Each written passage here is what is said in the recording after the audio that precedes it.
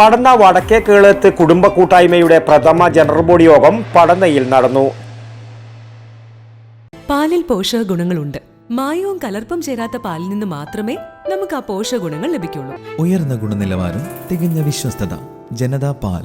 പടന്ന വടക്കേ കേളത്ത് കുടുംബ കൂട്ടായ്മയുടെ പ്രഥമ ജനറൽ ബോഡി യോഗം പടന്നയിൽ നടന്നു. Chairman VK. ഹനീഫ ഹാജിയുടെ അധ്യക്ഷതയിൽ നടന്ന പരിപാടി വി.കെ. റഫീഖ് ഹാജി ഉദ്ഘാടനം ചെയ്തു.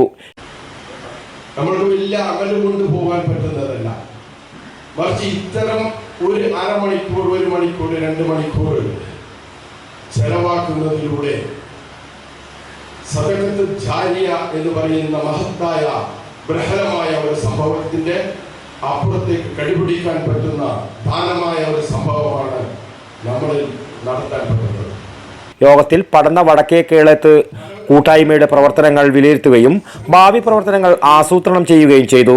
ജീവകാരുണ്യ പ്രവർത്തനങ്ങൾ ശക്തമാക്കാനും കുടുംബാംഗങ്ങളുമായി സഹകരിച്ച് ജീവകാരുണ്യ പ്രവർത്തന ഫണ്ട് സമാഹരിക്കുവാനും തീരുമാനിച്ചു.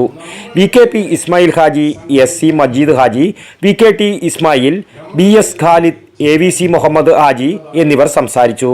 General convener വി.കെ.സി. മുഹമ്മദ് കുഞ്ഞി സ്വാഗതവും വി.കെ. ഖാലിദ് നന്ദിയും പറഞ്ഞു.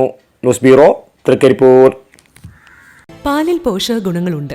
മായവും കലർപ്പും ചേരാത്ത പാലിൽ നിന്ന് മാത്രമേ നമുക്ക് ആ പോഷക ഗുണങ്ങൾ ലഭിക്കുള്ളൂ. അങ്ങനെ ഒരു പാലില്ല എന്നല്ലേ ടീച്ചർ ഇന്നലെ പറഞ്ഞേ?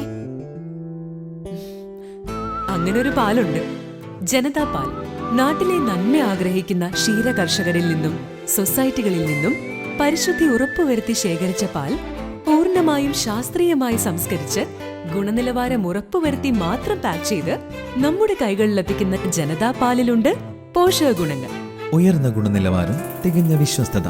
ജനതാ പാൽ. അപ്പോ സമ്പൂർണ്ണ പരിശുദ്ധിയും പോഷക ഗുണങ്ങളുമുള്ള പാലേതാണ്? ജനതാ പാൽ ഒരു ജനതാ ചാരിറ്റബിൾ സൊസൈറ്റി ഉൽപ്പന്നം.